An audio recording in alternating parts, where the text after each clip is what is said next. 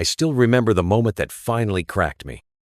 It was a Wednesday, one of those gray, soul-sucking midweek days where you're too far from last weekend to feel rested and too far from the next to feel hopeful. I was standing by the office microwave, heating up yet another sad frozen meal, staring at the flickering LED numbers like they might magically fix my life. The hum of the microwave was the only thing filling the silence of the break room. Everyone else was buried in their cubicles. I could hear the distant sound of someone typing, someone laughing at a muted podcast through earbuds. The smell of stale coffee and overcooked lasagna clung to the air like a bad habit. I was 35. I had a good job. You know, the kind of job you put on LinkedIn with pride. Full benefits, decent salary, promotions every few years if you played the game right. But I was exhausted.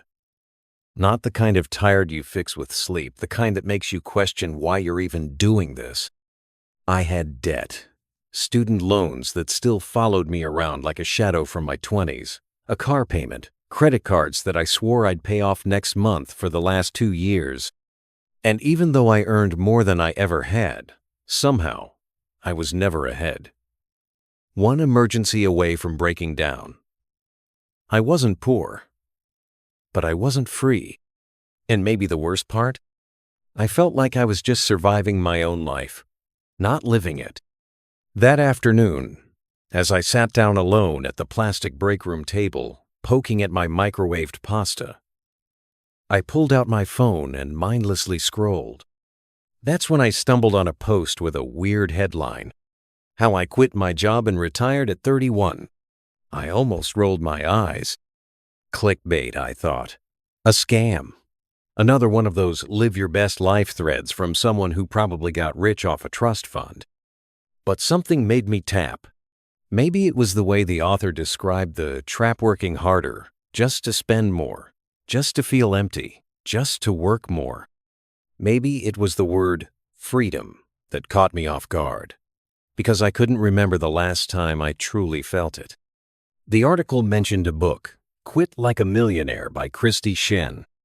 I bought the Kindle version on a whim, 9.99. I told myself it was probably another fluff piece with cliché advice, but I couldn't stop reading.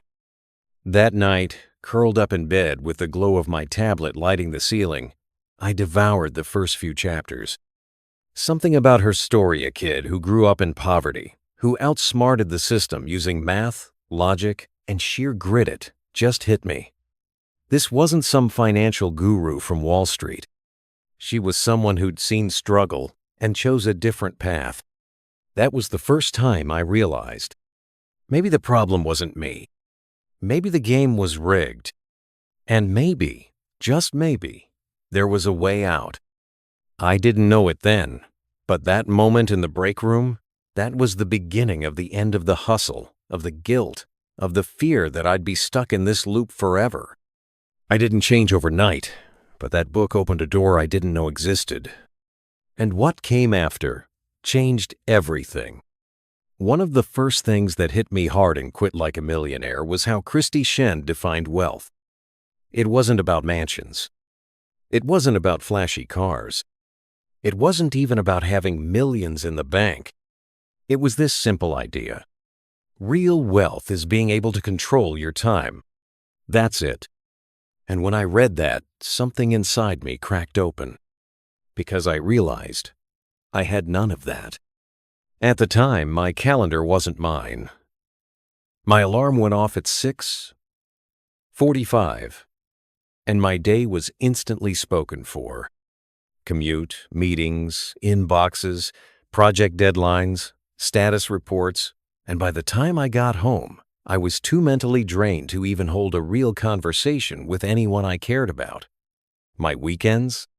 Mostly recovery, time numbing out with TV, doing chores, and mentally prepping to start it all again. And yet I told myself I was doing okay. Because I had stuff. A new iPhone. A Netflix subscription I barely used. A 1-200 mattress. Dinner deliveries 3 times a week because I was too busy to cook. But if you had asked me how much time I had to do the things I truly wanted, like visit my aging parents more often, like travel beyond the occasional rushed vacation, I would have laughed. Or cried. That's when I knew I needed to shift. The book didn't just tell me what wealth wasn't. It gave me a framework to reclaim it. Kristy talked about how people trade time for money, and then trade that money for things to distract themselves from how little time they really have. It was like she had opened my bank app and called me out, personally. So, I did something radical for me, anyway. I started tracking every single expense. Nothing fancy, just a Google sheet. I made 2 columns. Does this cost me time or give me time? The results were brutal. $180 a month in delivery food. $79 for a gym membership I hadn't used in 3 months. $300 for a weekend getaway I barely remembered. 14.99 here, 9.99 there, 29.99 for some app I didn't even know I had. Every swipe was me saying, take a piece of my life. In exchange, give me something I won't even care about in a week. That was the first time I saw money differently. Not as something to spend, but something that could buy me time. Freedom. So I made some changes, nothing extreme. I didn't go full minimalist or anything. But I started asking better questions. Instead of, can I afford this? I started asking, is this worth the time it costs me to earn it? Instead of going out to dinner 5 times a month, I cut it to once and invited friends over the other nights. Instead of shopping online to feel better after a rough day, I journaled. Instead of scrolling Zillow for homes I couldn't afford, I read about index funds. I know, that sounds boring. But here's the thing, it worked. Within 6 months, I had saved an extra $200. And no, I didn't put it all in the bank. I used some of that money to buy back my own time. I negotiated a 4-day work week with my boss, took a slight pay cut, but I could afford it now. With that extra day, I started freelancing on my own terms, building income streams I actually enjoyed. I had time to think, time to breathe, time to walk without rushing. And you know what surprised me most? I didn't miss the stuff. I didn't miss the convenience of takeout. I didn't miss the thrill of package deliveries. I missed me. And now I was finally starting to find my way back to myself. I'm not retired yet. But I can honestly say, for the first time in my adult life, I feel rich.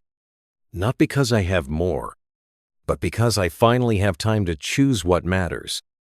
One of the hardest pills to swallow in Quit Like a Millionaire was this idea. More money doesn't always mean more freedom. And climbing the career ladder without questioning where it's taking you, that's how you get trapped.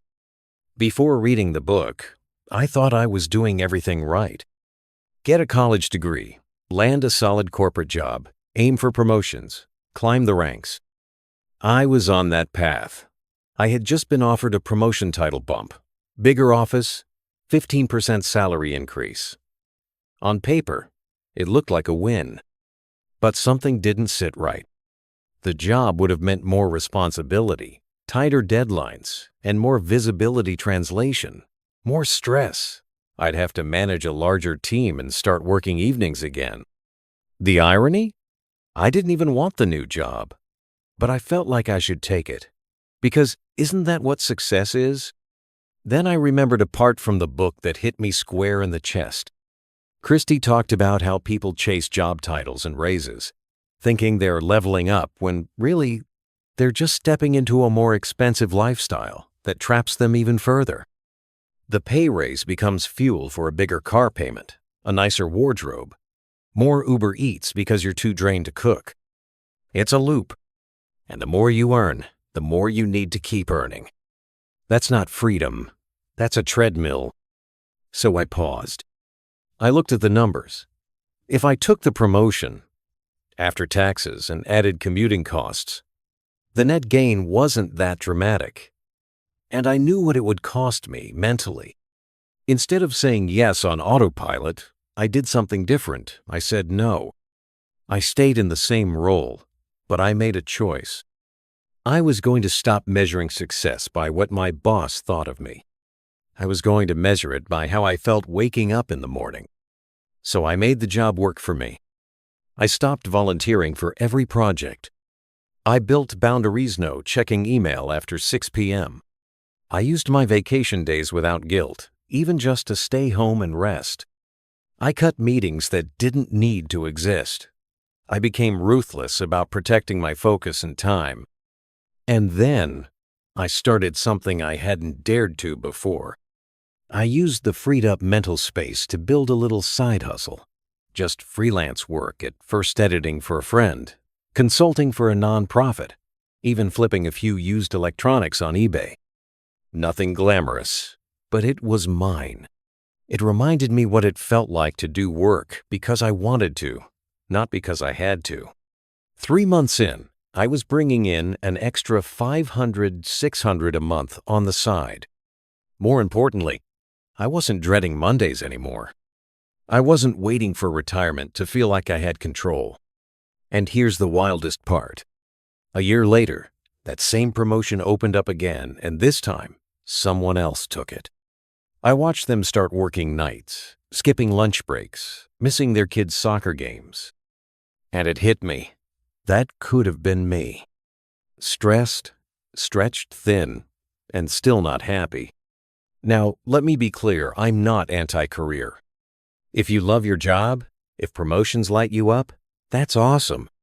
But if you're like I was pushing for more because you think that's the only path forward, stop and ask why.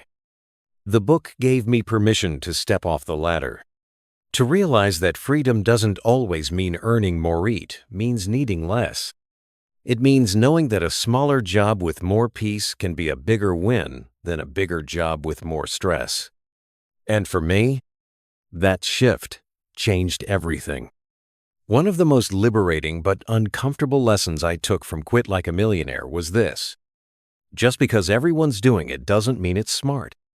Just because it's normal doesn't mean it's right for you. Growing up in suburban Ohio, success was defined for me before I ever got to question it. You go to college, it doesn't matter what it costs. Just go.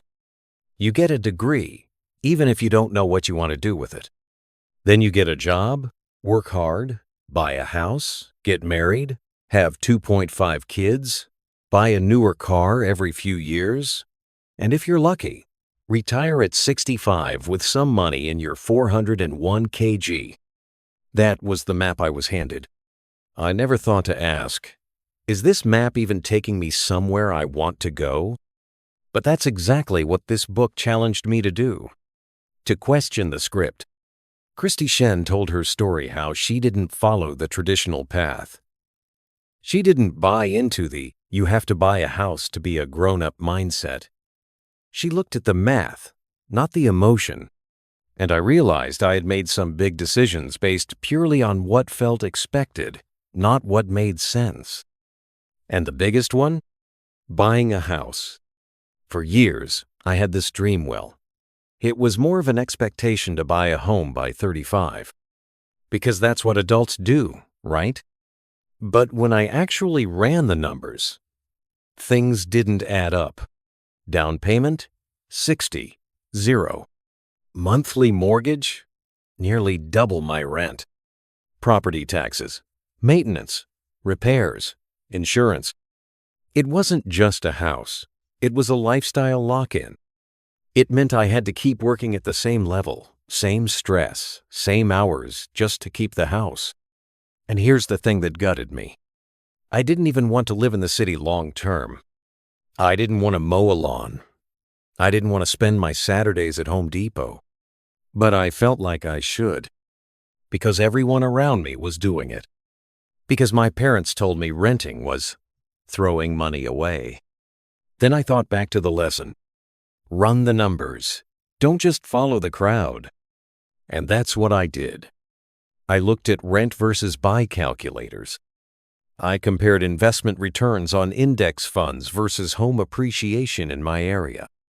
And for the first time, I saw things clearly. So I made a decision that shocked a few people around me. I didn't buy the house. I took the money I'd saved for the down payment and I invested it. A mix of low-cost index funds. Nothing fancy. And yeah, I kept renting. But I picked a smaller place, negotiated a lower rent, and pocketed the savings. Now, here's the result, because I know people want numbers. 2 years later, my investments have grown over 16%. I've had zero maintenance emergencies, no mortgage stress. And the biggest gain? Flexibility. I can move if I want to. I can leave my job if I need to. I can say yes to opportunities without thinking. But how will I pay the mortgage? And more than that, I learned to question other assumptions too. Like whether I needed a new car just because mine was 8 years old. Or if weddings really needed to cost 30, 0. Or if working 50 hours a week actually made me more valuable as a human being. We live in a world that loves image. We celebrate hustle. We reward burnout. But what if real success isn't about having the most impressive life on Instagram? What if it's about having the freedom to choose? This book helped me see that. Now, when I face a big decision home, career, spending, I pause and ask, do I want this because I truly want it? Or because it's what I've been told I should want? And honestly, that one question alone has saved me thousands of dollars, years of stress, and countless nights of regret. So, if you're feeling the pressure to check all the boxes society laid out for you, take a breath.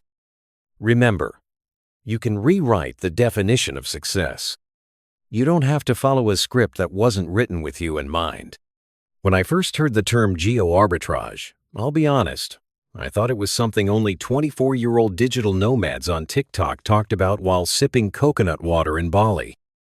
I didn't think it was for someone like me, a 37-year-old working professional with a desk job, a cat, and a small group of friends I didn't want to leave behind.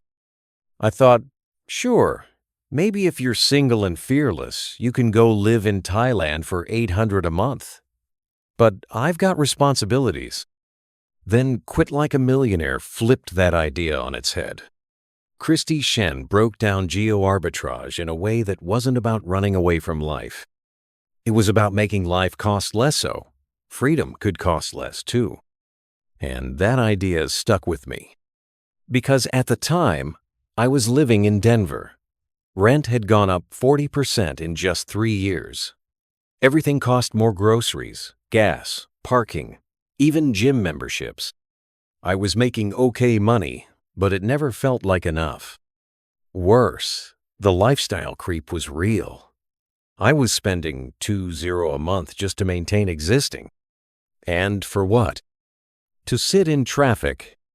To pay for Uber Eats because I was too tired to cook. To go out for drinks I didn't even want, just to feel social. So one Sunday afternoon, I sat down with a notebook and asked myself a wild question. If I didn't have to live here, where would I go? Not for vacation. Not to escape forever.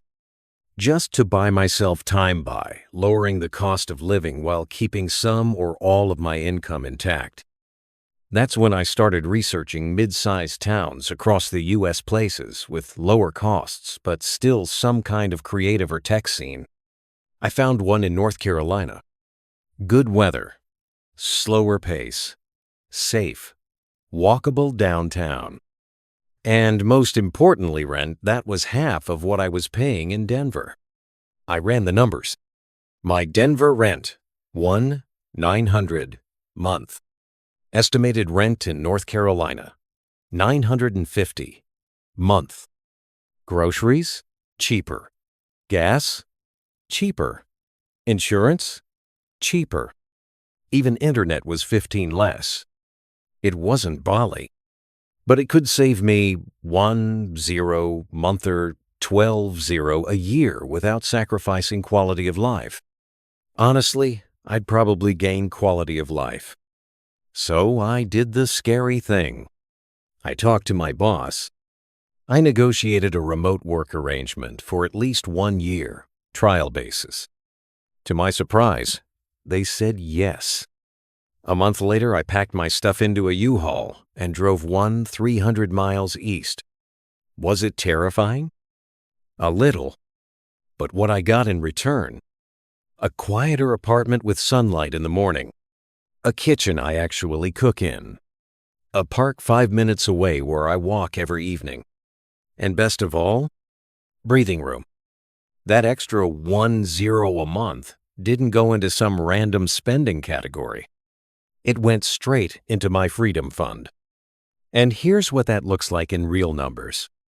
In the first 10 months after the move, I invested over 10 money that would have gone to rent or overpriced food.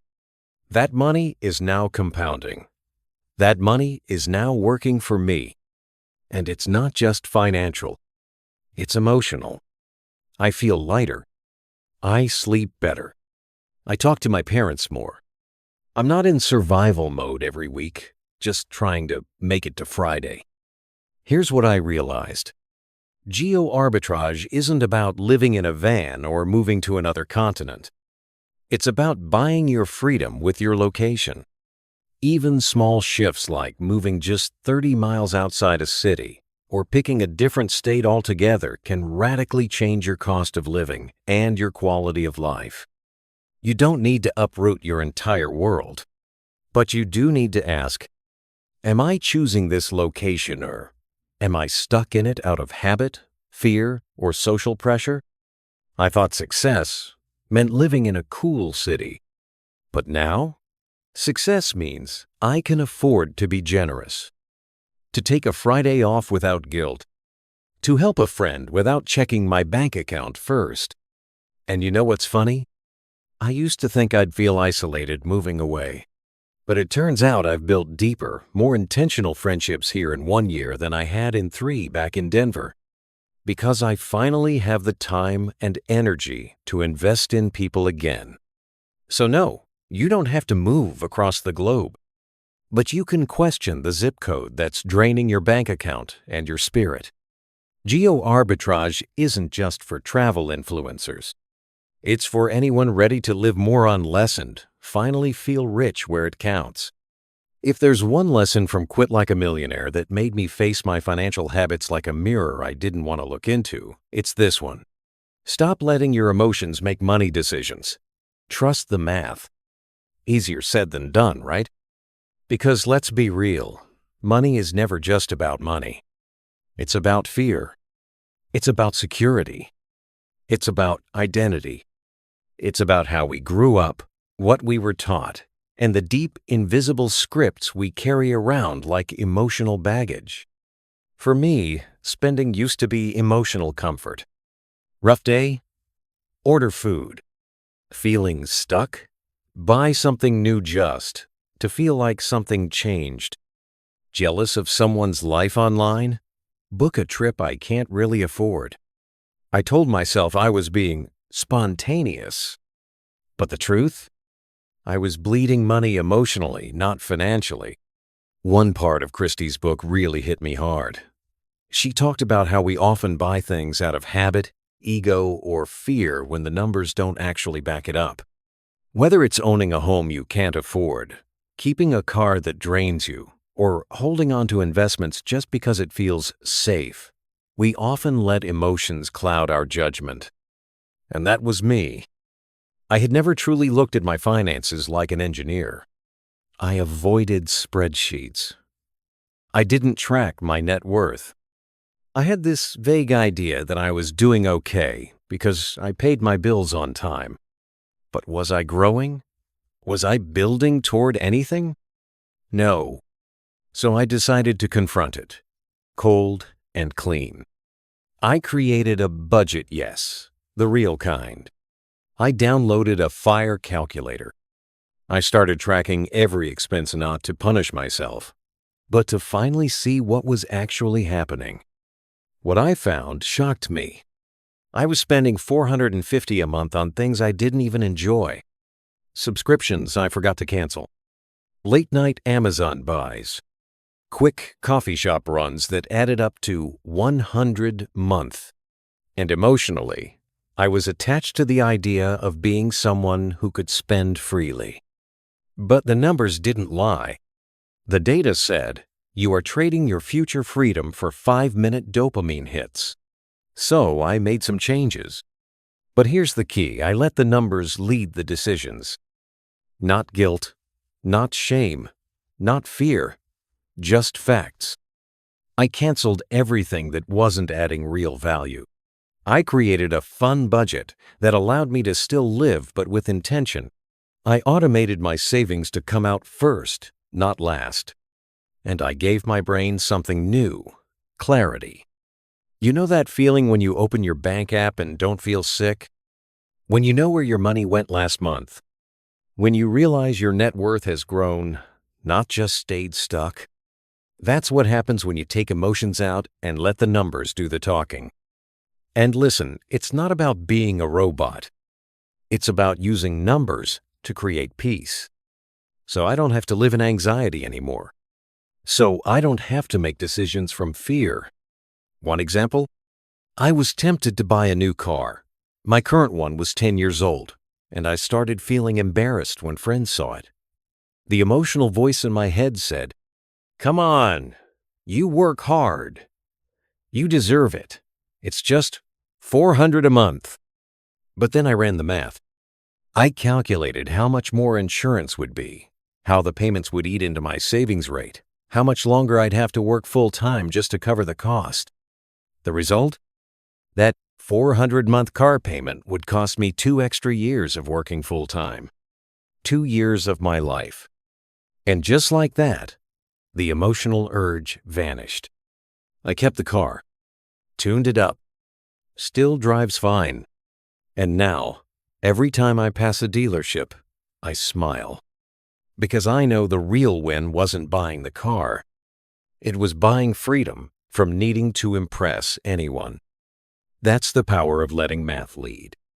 I still have emotional days, but now I have a tool set, a spreadsheet, a habit of checking the facts, a mindset of asking, what do the numbers say, not just my feelings? And that one shift? It's helped me make better decisions, build real momentum, and most importantly, trust myself again. Sometimes I look back at the person I used to be, the one standing alone at the office microwave, numbing life with convenience meals and a drained Suland. I honestly barely recognize them. Back then, I didn't realize I was living in survival mode. My days were filled with noise notifications, traffic, bills, deadlines. But underneath all of that noise was this quiet ache I didn't know how to name. It was the feeling of being trapped. I wasn't broke. I wasn't suffering in any obvious way. But I was stuck in a loop. Earn, spend, stress, repeat, and it felt like there was no off-ramp. Reading Quit Like a Millionaire didn't solve all my problems overnight, but it gave me something I hadn't had in a long time: perspective. It cracked open the possibility that life could be designed intentionally, not just endured passively. The biggest shift?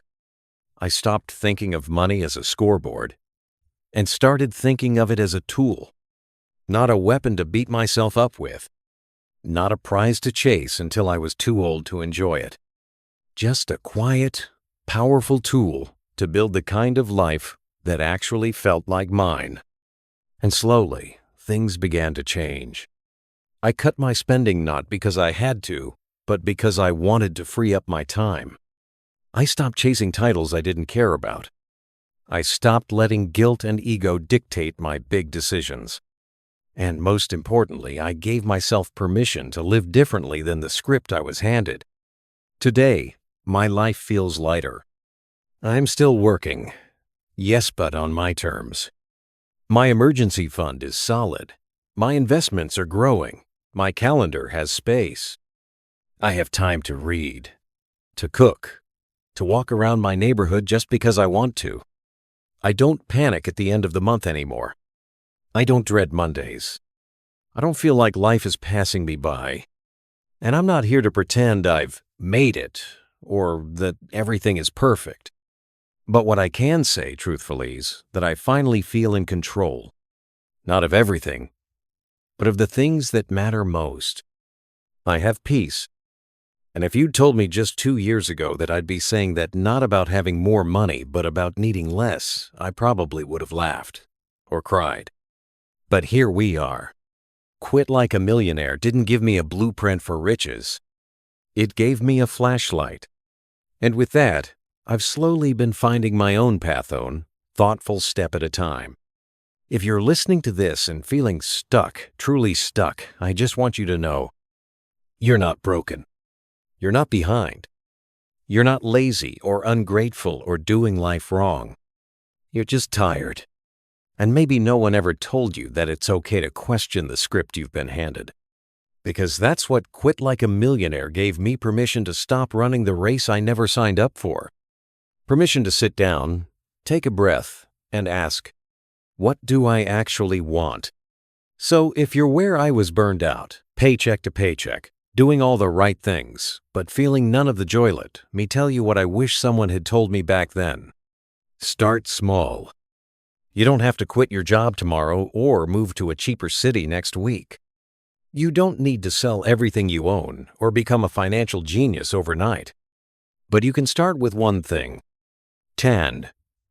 Track your spending not to judge yourself, but to see yourself more clearly. Ask, what do I own that doesn't add value? And what am I working so hard to keep that I don't even want? Start saying no to things that drain you and yes to things that give you peace, even if they don't look successful on the outside. You don't need millions to start living like a millionaire. You just need a moment of clarity and the courage to trust it. And maybe this podcast was that moment for you. If it was, I'm honored. Look, this journey isn't linear. There will be weeks you feel like you've got it all figured out, and others where you question everything again. But every time you choose intentionality over autopilot, you win.